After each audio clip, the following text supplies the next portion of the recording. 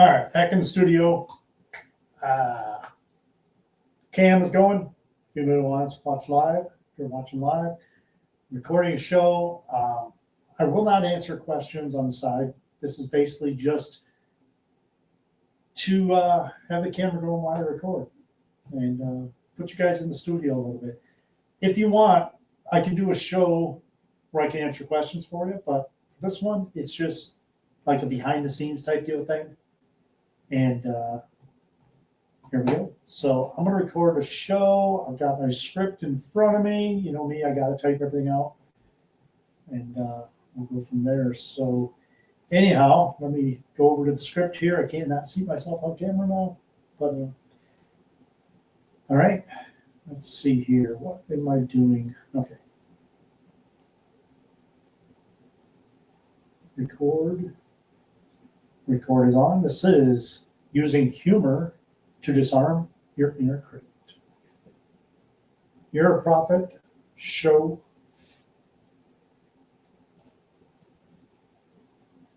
Right. I wonder if I can do this. Yeah, this is all behind the scenes stuff, folks. What am I doing here?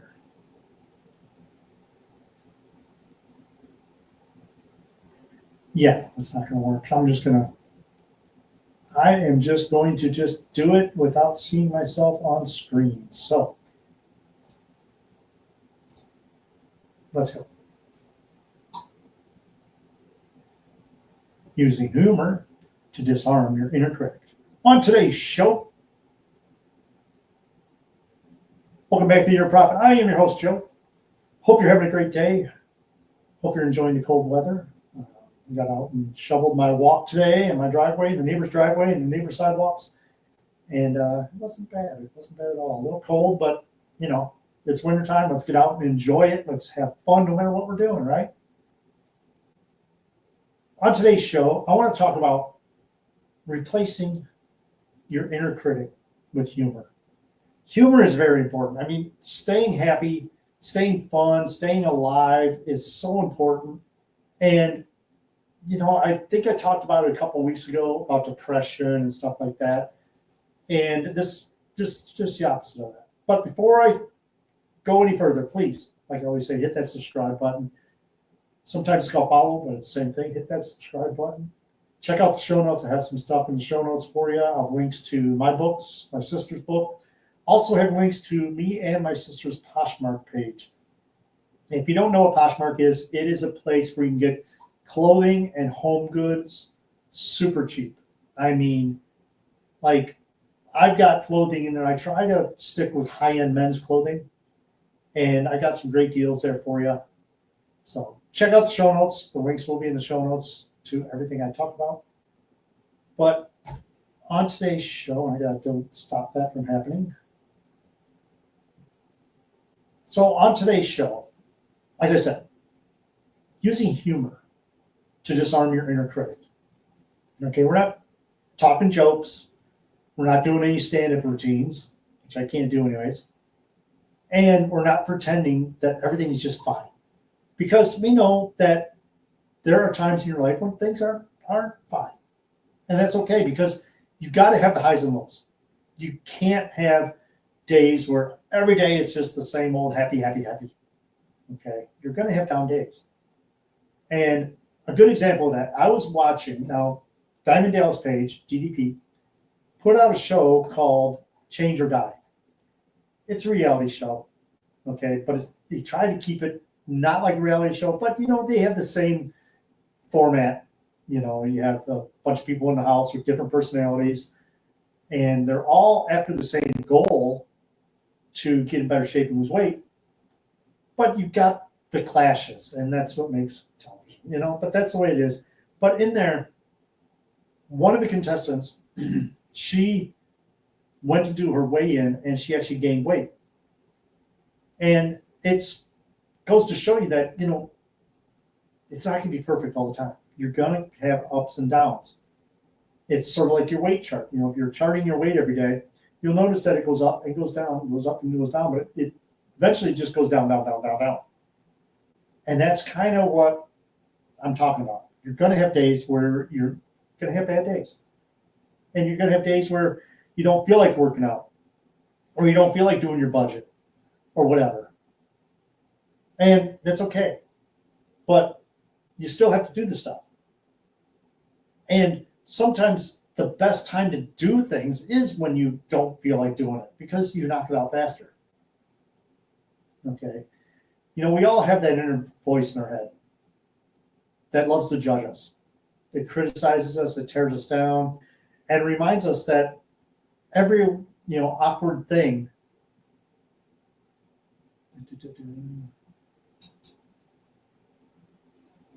and it reminds us of every awkward thing that we've done since the 8th grade.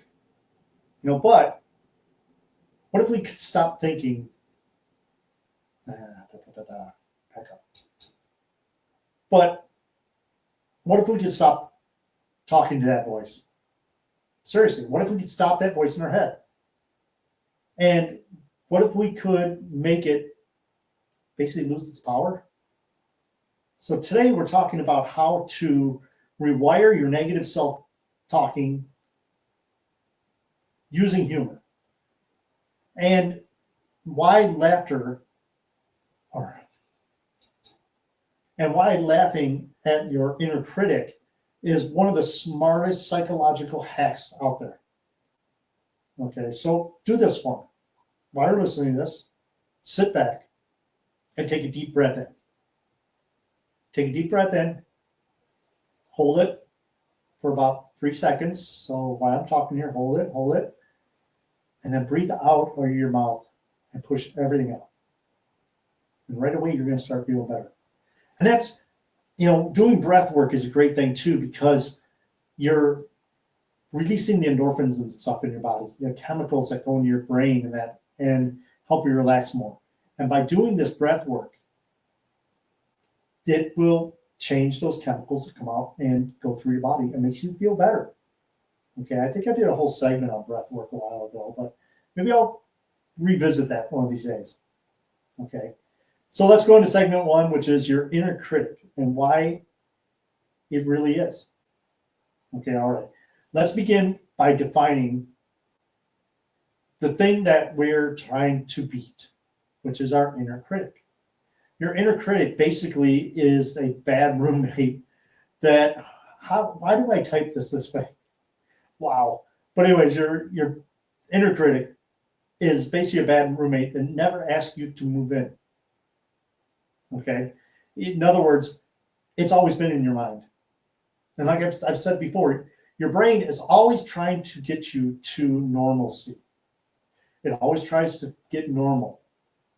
Okay, and whether that is normally happy or normally sad or normally bitchy or calm, it's always trying to get to the norm. So you actually have to tell your brain and tell your active reticulating system what's important. So if you tell your brain that being happy is important, and you might think, well, why would I say that? But believe me, you do. Your inner critic brings that out. But if you tell your brain, this is important, it's important for me to be happy and motivated every day, you will. It's like doing affirmations. When you do affirmations, you repeat that same thing over and over. And what you're doing is you're training your brain to recognize that. And that's why when I tell you to do your affirmations, you really got to do it with passion. Okay? And your inner critic is, like I said, it's basically a bad roommate that moved in without you even asking. It's already there. And it leaves like the emotional dishes in the sink. Okay, I'm using this as an analogy, and it complains about your life choices the moment your eyes are open. So in other words, every time your eyes are open and you're thinking, that inner critic is going to try to knock you down. And sometimes it can. Okay, now I'm not saying that we should stop it all completely, because you're not going to be able to. We're human. But we can get it to where it doesn't come out that often. And that's where training and, different thought techniques. I'm gonna have to turn off Facebook. Hold on a sec. Okay, where was I at? All right. I'm gonna have to stop here for a second. And this is all part about doing a live show, folks. I have to stop here for a second and turn off Facebook because it keeps beeping because I am recording this. And then I'm gonna edit the show and put out the audio show. But like I said, this is a way for you guys can, watch me talk. I don't know. That's exciting, isn't it? All right, let me back up. But the analogy that I'm using as being a roommate is the way that your brain perceives it. It's always there. It's always been there. And like I said, your brain always wants to get to normalcy. Okay, but here's the kicker. Most of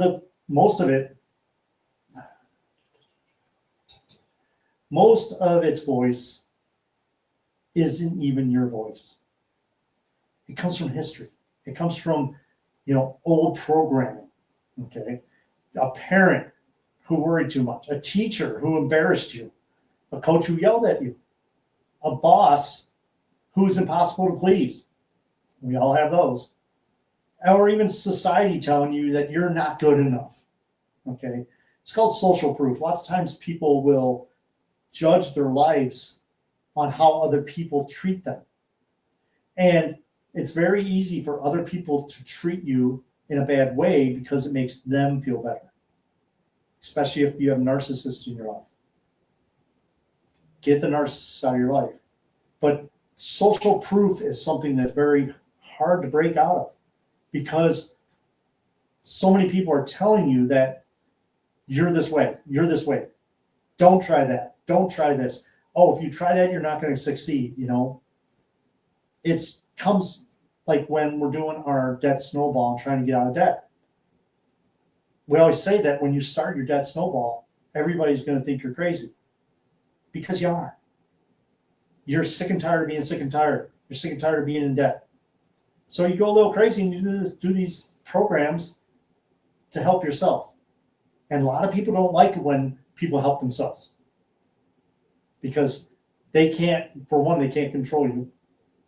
And two, they can't make themselves feel better because they see you succeed and they're not the ones succeeding. Okay. So be a little crazy. You know what? Who cares what other people think? Work on that inner voice. Okay. Your brain internalizes your voice and replays it like a broken record. It's going to say the same thing over and over because, like I said, your brain's always trying to get you to normalcy. And normalcy is where you're at now. You want to break out of that, break your habits, stuff like that. And it's really the important part is the inner critic has zero authority. It's just, a badly written script, let's say. Okay. And it's going to be very dramatic too. That script is going to be very dramatic because your brain is going to try to keep you there. And your inner voice is going to keep saying, no, no, no, no, no. Okay. And, then basically it loves to say a few things. Okay. You'll always mess up things. Why would anyone listen to you? You look ridiculous. Don't even try. You're going to fail. Those are the things that your inner voice is going to tell you because it's trying to keep you down. And we need to break those habits. And this is where humor becomes powerful because once you engage in something even more, it collapses the negative thoughts on themselves. And it goes back to the same thing. If you do it over and over and over, you're going to get better at it. You're going to start out, you're not going to feel good about yourself. You're not going to do this. You're not going to do that. But the more and more you do it, the better you're going to feel. And the better you're going to do. Okay. So let's go on to segment 2, which is why humor works. Okay. So this is the psychology of this. We don't calm the inner critic by fighting with it. It's like dealing with a narcissist. You don't fight with a narcissist. You just ignore them. Because the narcissist has, I just spilled water on myself. The narcissist is the person, and that is also your inner voice saying, you can't do it, you can't do it, you can't do it, because they want to make themselves good. Okay. Psychologists call this cognitive defusion. Okay, it means it means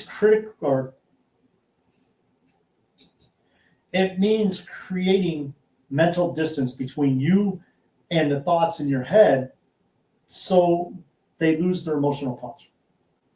So humor does this.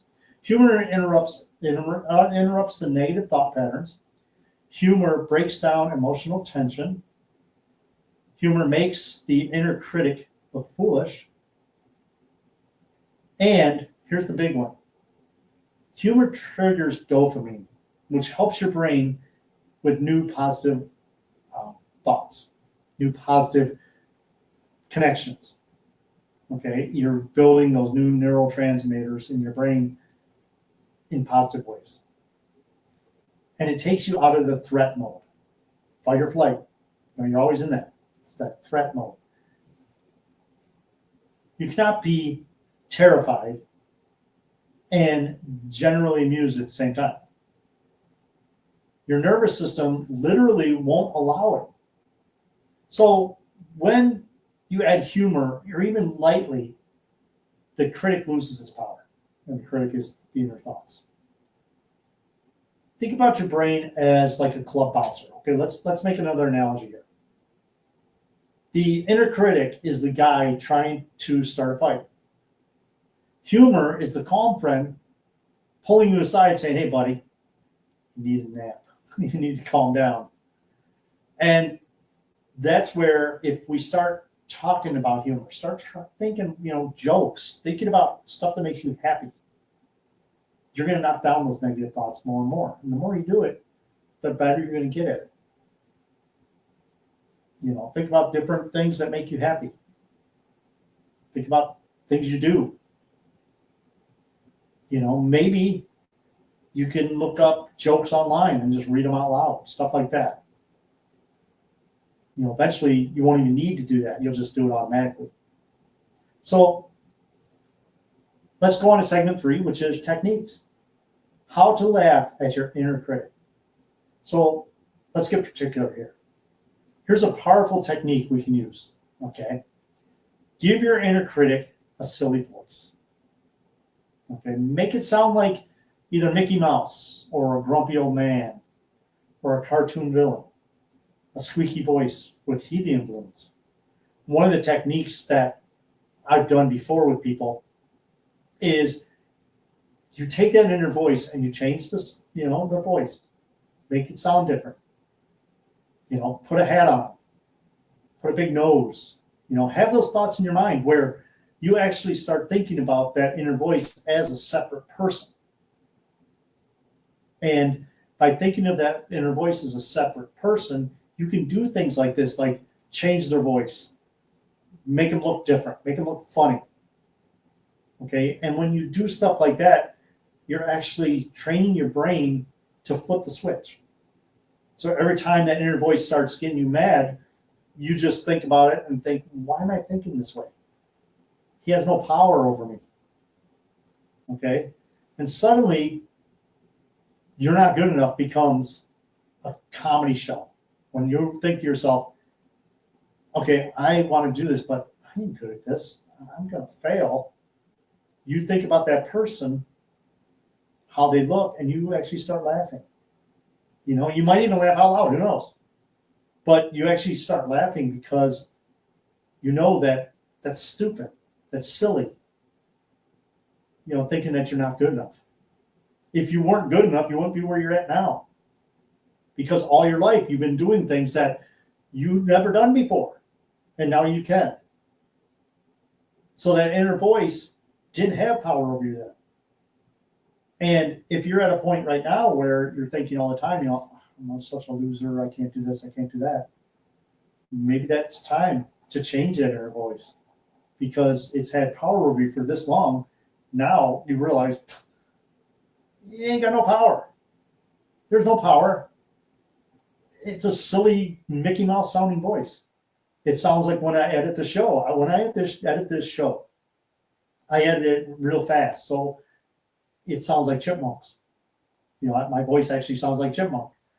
And the reason I do that is because I can edit faster and it doesn't take as much time. Like, I'll definitely edit this show because I stopped. And when here's a little, podcasting thing. When you're doing a show by yourself, like I do, and I make a mistake, I tap the mic.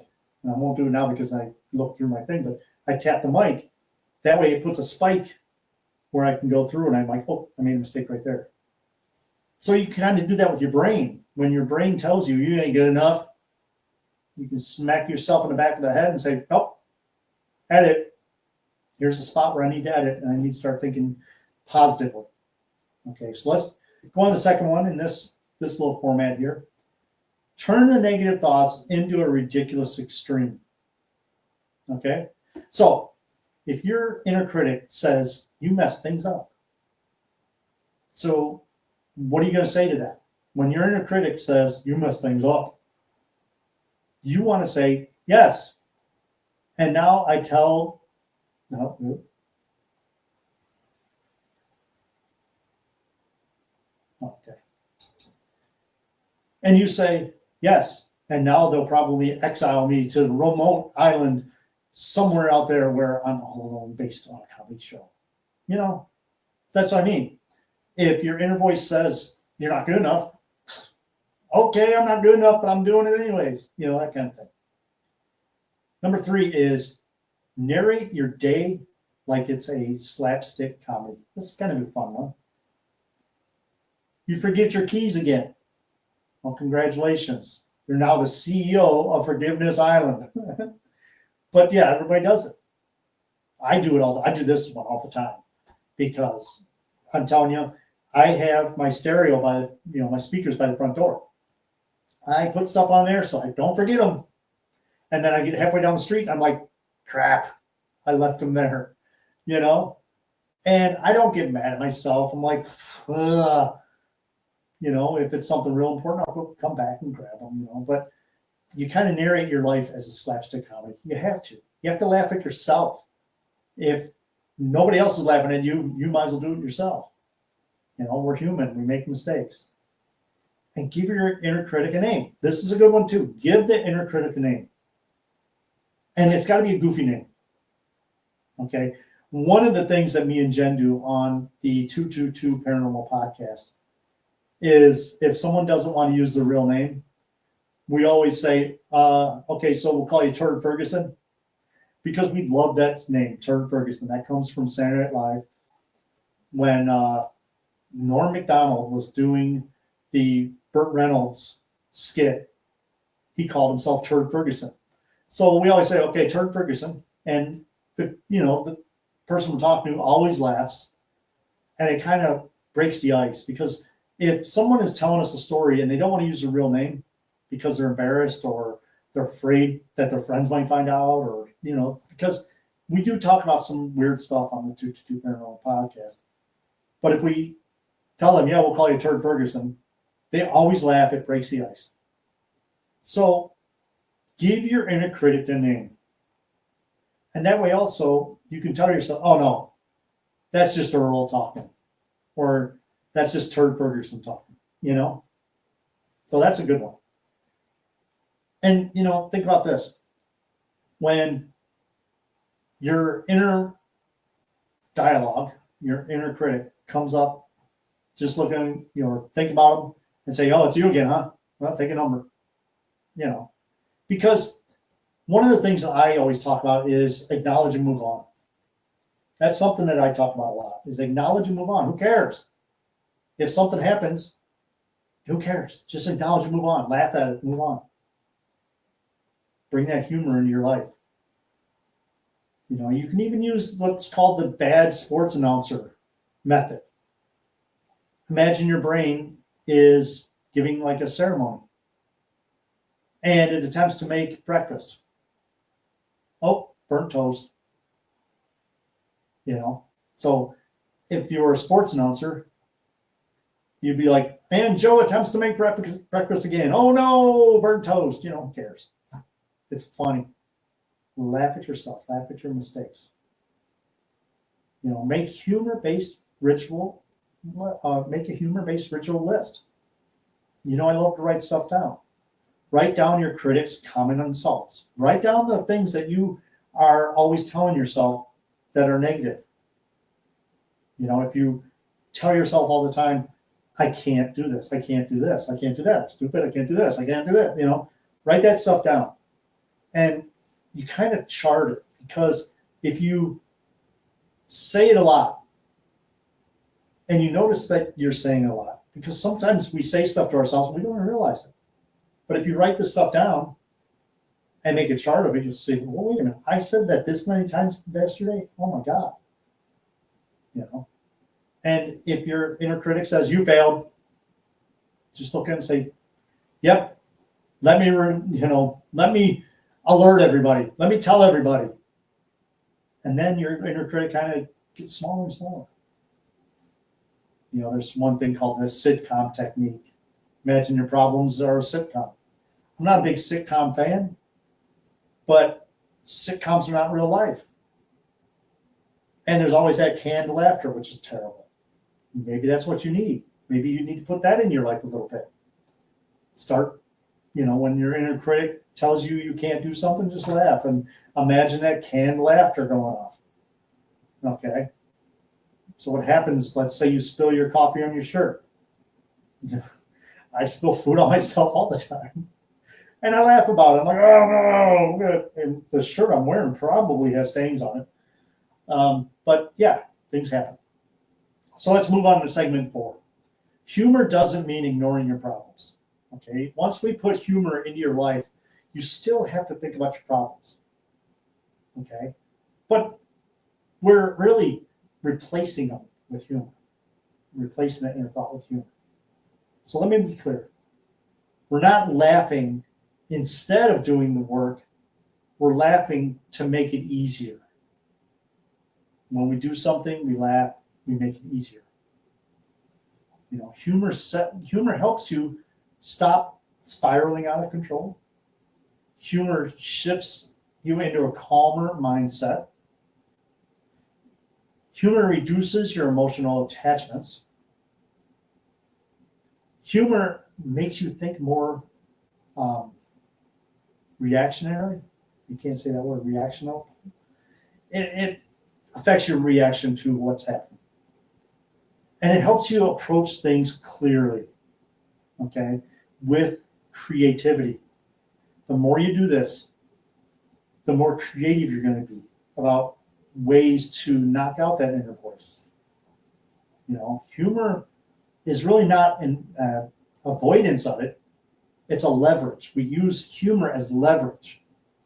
When things get stuck, there's two types of tool, either WD-40 or duct tape. Which one you want? WD-40 loosens things. Duct tape holds things. We want to take that WD-40 in our mind and loosen things up. It's not going to go away right away. We're going to have to use humor to replace those negative thoughts. But the more you loosen it up, the easier it gets. Just like something that's stuck, you spray WD-40 on it, it moves a little bit. And then it moves a little more. And it moves a little more. That's the same thing. So let's move on to segment number 5, which is transformation. How humor rewires your brain. Okay. And here's the science of what actually happens. When you respond to negative thoughts with humor, you're teaching your brain different patterns. Your brain, when you think different thoughts or you learn stuff, it rewires itself. Your brain is constantly rewiring itself, which is amazing if you think about it, because the memories are still in there. And consciousness is something that I study a lot of. We don't really know what consciousness is. We don't know where consciousness applies. There was a thing where a scientist trained a mouse or a rat, how to go through a maze and find food. They actually started taking its brain apart. This is disgusting, yeah. But it's so fascinating also. I mean, it wasn't fascinating for the mouse, but they would cut parts of the brain out and it would still remember. And it got to the point where the only thing they left in there was the part that controls heart rate and stuff like that. And the mouse still remember how to get there. So we don't really know where memories are stored, where consciousness comes from. But your brain is constantly rewiring itself. That's why I tell you, if you do something, if you're right-handed, do some stuff with your left hand. You'll train your brain a little better. And you'll actually build those new neural connections in your brain. This thought is not a threat. When we talk about humor as a helping thing, it's not threatening. Okay, we're not taking that inner voice and saying, well, I'm starting to use humor now, and you just have to leave, that kind of thing. We're not trying to be threatening. We're trying to replace the negative thoughts with happy, fun, joyful thoughts. And this is all how we do it. You start introducing funny thoughts. If you screw up, like I said, if you spill food on yourself, laugh at yourself.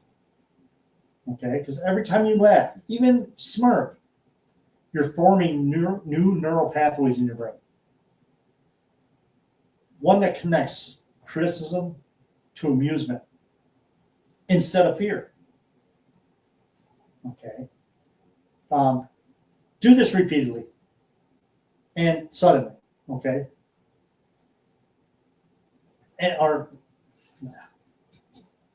Do this repeatedly, and this is what can happen. The critic speaks less often. The insults feel weaker. Your confidence grows. We talked about confidence last week.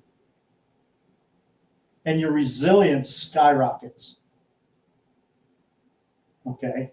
You're rewiring your brain to have more positive thoughts. If someone comes up to you and criticizes you, who cares? Okay? I'm doing this for myself. If someone insults you, yeah, okay. Your confidence grows. Where humor comes in, confidence grows. And you're rewiring your self-talk system. You're rewiring that brain. I mean, physically rewiring your brain. You become mentally bulletproof, basically, because the inner thoughts that you have sometimes mirror the outer thoughts that people say to you.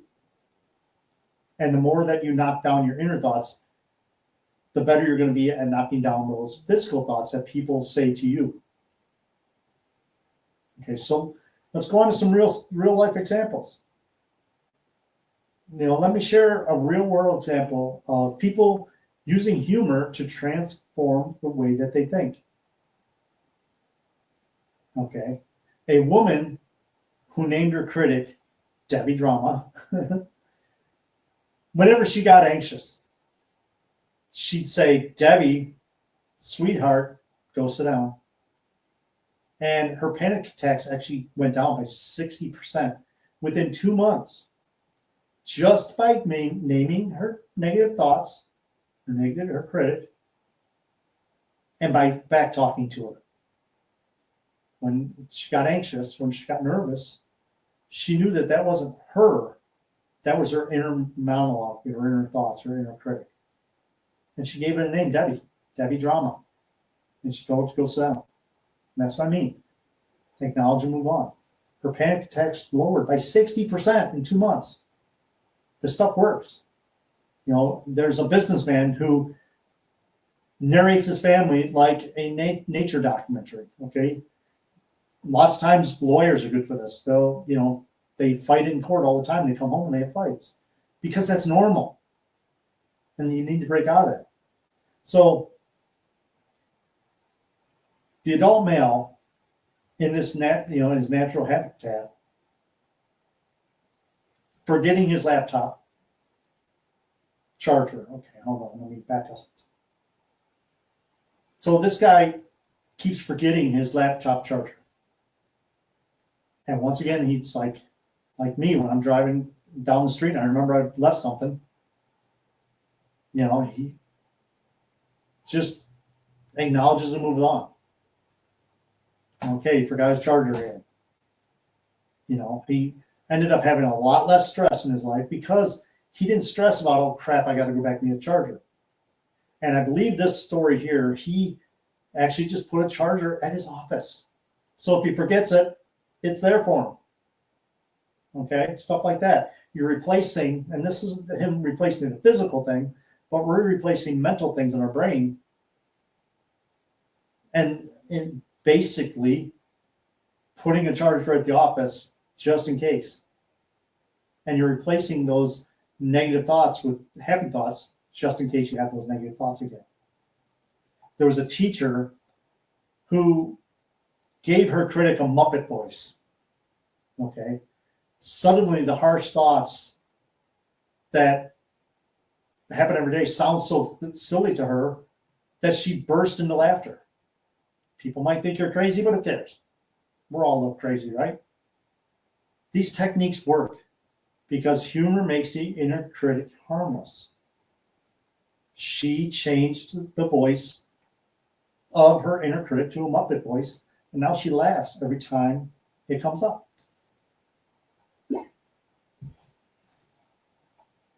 So let's do a little call to action.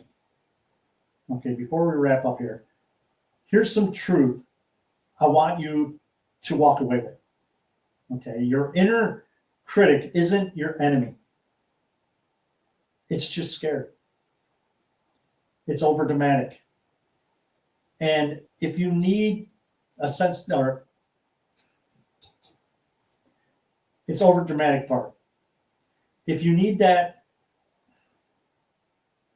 wow, I typed this myself. Okay. Your inner critic is not your enemy. It's just scared. Over dramatic. If that part of you needs a sense of humor and a little bit more perspective, it's not your enemy. It just needs to have some fun. If you learn to laugh at the negativity in your head, you rob it of its power. You stop the spiral. You shift your energy. You feel your mind focused on growth instead of self-attack, self-harm. So this week, I'm going to challenge you to a simple little challenge. Okay? Pick one humor technique and use it every time your critic speaks up. Every time you have a negative thought. Pick one humor technique. Okay? Make it awkward. Make it ridiculous. Make it funny. And watch how fast your brain starts to obey that rule of always replacing negative thoughts with happy, funny thoughts. I mean, you still have to understand that you have to have some critical thinking, but if you're having those inner thoughts like, I can't do this, I can't do this, pick one of the humor techniques. Exchange it. We don't take negativity seriously here. We don't take negativity serious. Okay? Negativity is not something that's going to control your life. You can't have negative thoughts. You're going to have negative thoughts. We're all human, but you can't let them control you. Okay? So take that. Take that challenge. Every time you have a negative thought, have something funny to think, think of it as a funny person. Put a different voice. Do whatever. Make it awkward. Make it ridiculous. Make it funny. Okay. Thanks for listening this week. I hope this episode helped you. If you got anything out of this episode, please share it with a friend. Okay. And remember to hit that subscribe button. Remember to check out the show notes. I do have links to my books. And I did finish. It's done again, I should say, because I wanted to add some more stuff to it. My book on shared death experiences. I know it's not anything to do with your profit. It's more of the thing to do with paranormal. But it is finished. I just got to tweak a couple more things. When I have my paragraphs, and I have where like in this thing that I typed up, the different segments, I don't know if I need to change the beginning where it says like this is what this is and then this is why. I got to change that a little bit. I might do that. I might just leave it the way it is. I don't know. But all I got to do now is, now that I have everything gone through, I just need to make a page with the contents page, and it's done. I can print it. All right. So anyways, thanks for listening this week. Hope this show helped you out. Hope you had a little bit of fun listening to it. If you know anybody that would enjoy the show, tell them about it. Also, the Facebook page is an open book. If you want to comment on anything, comment on the Facebook page so everybody else can, maybe have a good discussion with you. Don't post anything negative. Okay, no negativity, no government stuff. Okay, let's make this fun. Let's make it laughter, and let's help everybody else out. Okay, thanks for listening this week. Hope you have a great week. If you did watch us on Facebook, thank you. Trying a new thing with the cam up in the corner here. Let me go back here. I am back, looking at myself, talking to you. Have a great night. I will talk to you next week. Goodbye.